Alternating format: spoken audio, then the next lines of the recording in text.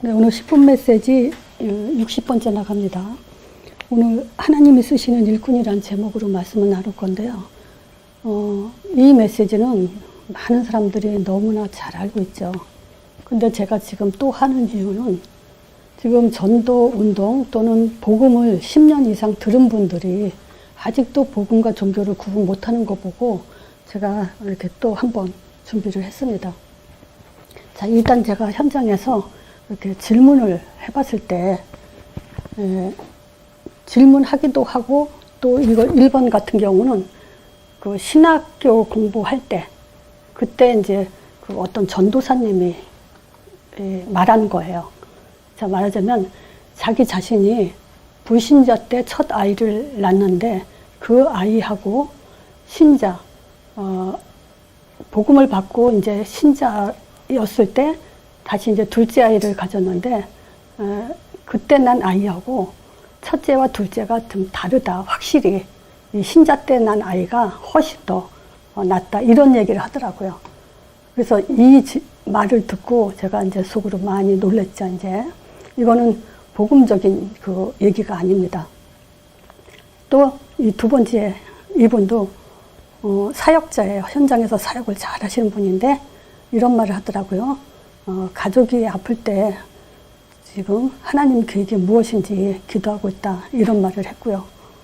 자, 그리고 또 세 번째, 제가 이거는 현장에서 이렇게 1대1로 사역하면서 그 사람한테 내가 물어본 질문이에요. 하나님이 당신을 쓰신다는 확신이 있냐? 그랬더니 잠깐 망설이더라고요.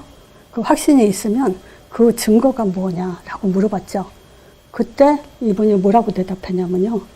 자기가 지난 삶을 이렇게 돌아봤을 때 참 그 어려운 경우도 많았고 여러 가지 그 지금 문제와 사건들이 많았지만 그때마다 하나님의 도우심이 없었다면 이 자리까지 오지 못했을 거다. 그리고 전도자를 만난 거 보니까 하나님이 날 쓰실 것 같다. 그리고 자기는 이 전도에 대한 가슴이 있다. 이걸 봤을 때 하나님이 쓰신다는 확신이 있다. 이제 그런 식으로 대답을 하더라고요. 그래서 제가 오늘부터는 그렇게 말하지 말고 이렇게 말해라 라고 한 것이 바로 마태복음 16장 13절에서 20절 저 메시지예요. 자, 그러면 우리가 지금 예수님이 지금 그 가이사랴 빌립보 지역에 오셔서 질문을 한 거죠. 갈리사라 빌립보 지역이라고 말했을 때 우리는 뭘 알 수 있냐면요. 요 이스라엘이 속국된 그런 상황인 걸 알 수가 있죠. 또 뭘 알 수 있냐면요. 4,000년 만에 하나님이 직접 오셔서 질문했는데 누구한테 했냐? 이스라엘은 어떤 나라냐면요. 아브라함의 후손들이죠. 언약의 후손들이에요. 말하자면 선택된 민족이죠. 그리고 출애굽을 통해서 하나님이 세운 신정 국가예요. 제가 이제 사람들한테 물어봐요. 이 세상에 하나님이 세운 나라가 몇 개가 되겠냐고 물어보면 다 하나님이 세우지 않았냐 이렇게 대답하는 사람도 있어요. 근데 유일하게 딱 한 나라만 하나님이 세운 나라예요. 그게 이제 이스라엘이죠. 출애굽을 통해서 하나님이 세운 나라. 그럼 보세요. 하나님이 선택한 민족이고 하나님이 세운 나라 사람들이 그 사람들에게 하나님이 질문하신 거예요. 그래서 이 질문 속에는 어떤 의미가 들어가 있냐면요. 신자들이 왜 실패했는지, 신자 실패 이유가 이 질문 속에 묻어 있어요. 지금 이스라엘 너네들이 여지껏 그 성경에 요즘 제가 그 심판에 대한 얘기를 많이 하고 있거든요. 홍수 심판, 바벨탑 심판, 소돔과 고모라 성 그거 무너졌죠.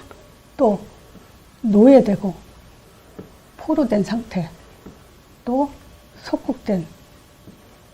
왜 지금 하나님이 선택한 민족, 하나님이 세운 나라 사람들이 그렇게 고통을 받으면서 지금 살아가고 있냐. 이 질문 속에 바로 그게 담겨져 있죠. 말하자면 종교로는 안 된다. 오직 복음만이 된다. 그리고 응답받아야 된다. 요 네 가지가 지금 이 질문 속에 들어가 있어요.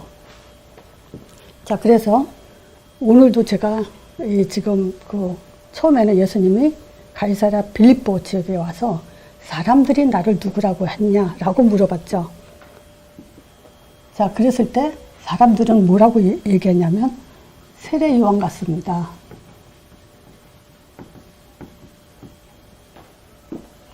또 엘리야 같습니다. 또 예레미야 같습니다. 또 선지자 중에 하나 같습니다. 이렇게 대답을 했죠. 자, 이 질문은요, 하나님이 왜 선민으로 선택하고 신정국가로 세워진 이스라엘이 왜 그렇게 노예되고 포로되고 속국됐냐, 그 이유가 바로 이거다라고 지금 사실은 질문을 통해서 대답을 해주시는 거죠. 또는 신자들, 사람들의 속성이죠. 신앙의 속성을 어떻게 갖고 있냐, 이렇게 종교심을 갖고 신앙생활을 하고 있다는 것을 지적해 준 거라고 보면 됩니다. 세례 요한은 우리가 어떤 대표로 알고 있냐면 굉장히 정의롭죠. 바르죠. 그리고 도덕적이죠. 이런 사실은 뭡니까? 인간으로서 가져야 될 당연한 그런 자세를 가지고 사람들은 그게 좋은 신앙인 양 지금 그렇게 지금 바라보고 있다는 얘기죠. 또 엘리야 같습니다. 엘리야는 이스라엘에서 가장 능력의 선지자라고 불리는 사람이죠.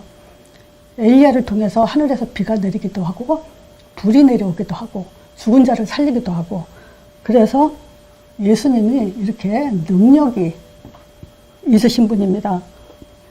또 우리가 신앙생활하면서 굉장히 어떤 문제 있을 때 응답을 바라보면서 기도하고 치유를 바라보면서 기도하기도 하고 체험을 요구하죠.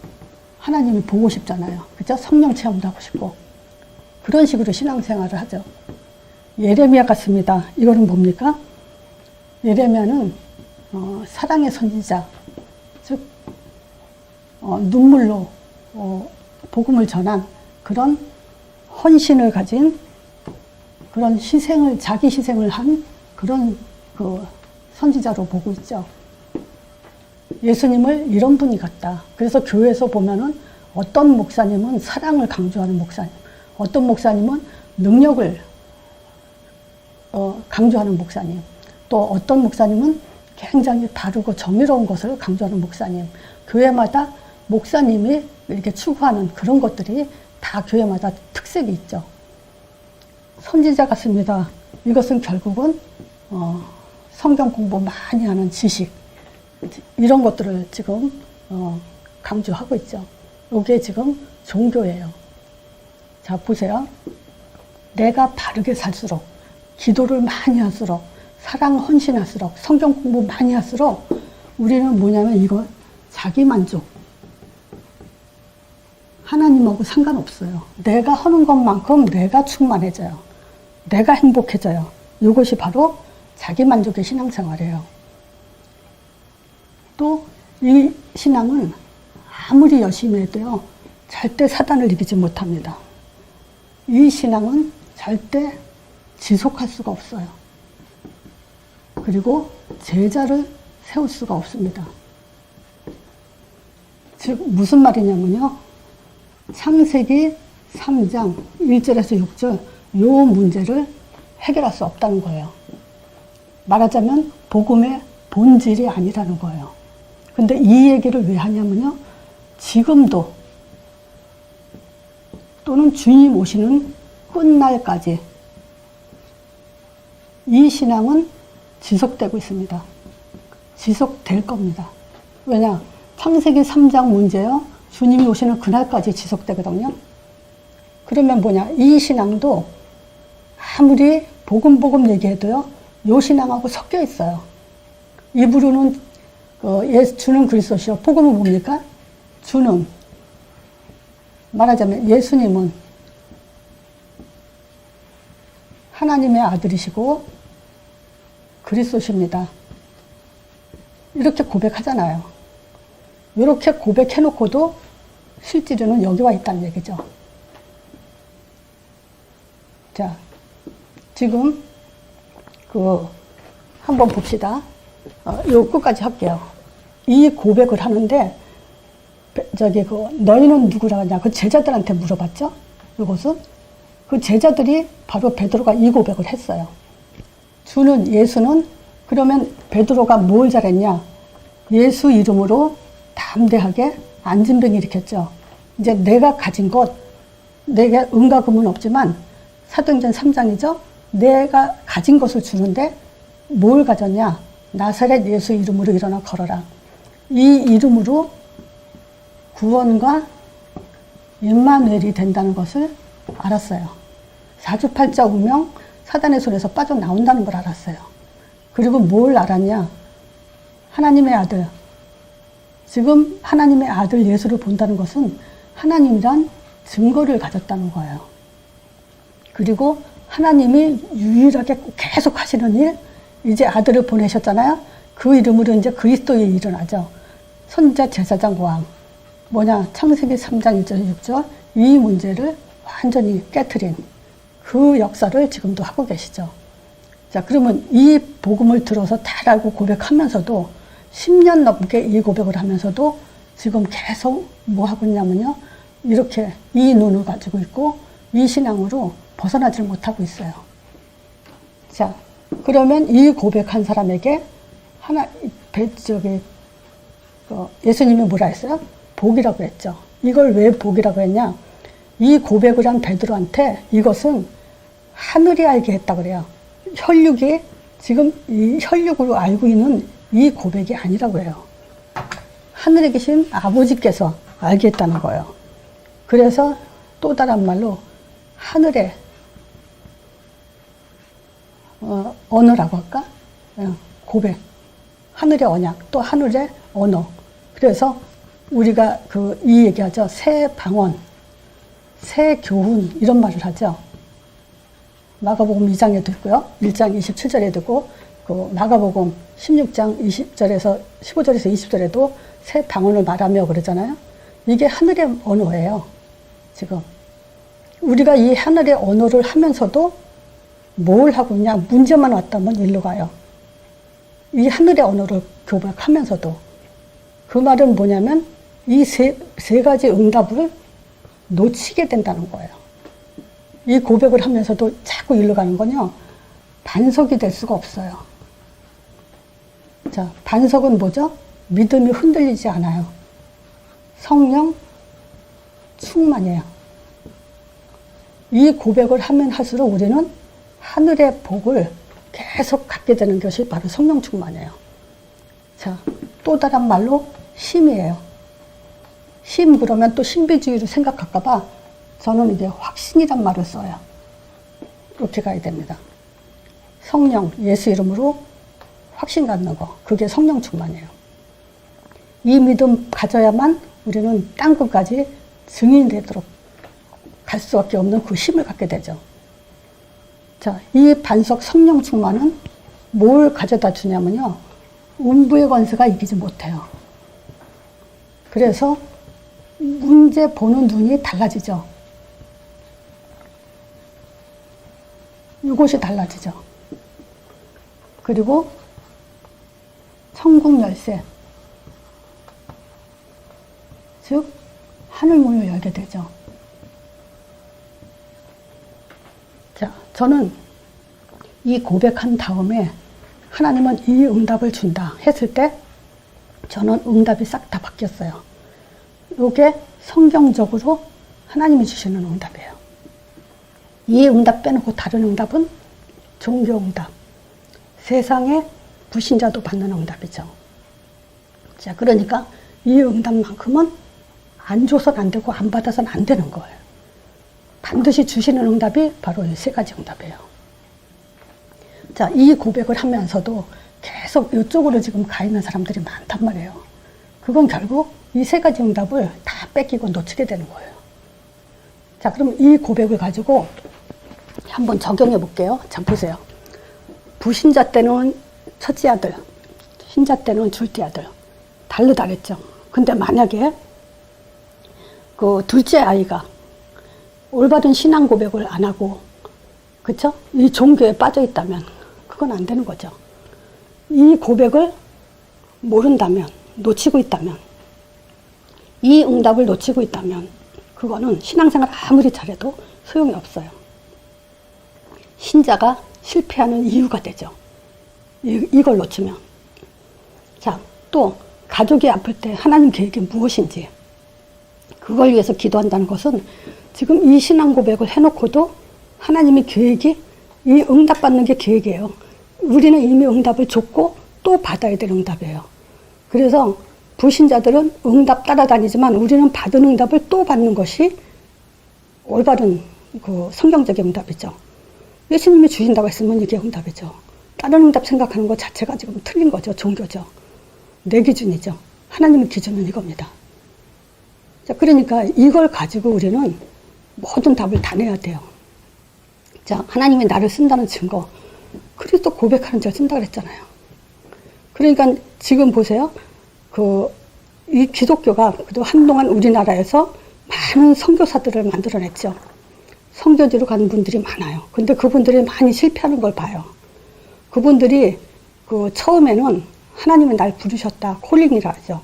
하나님이 나를 부르셨다. 그래서 나는 신학을 하고 목사 안수를 받고 또는 선교사로 그 임무를 감당하기 위해서 떠나죠. 그렇지만 그들은 실패해요.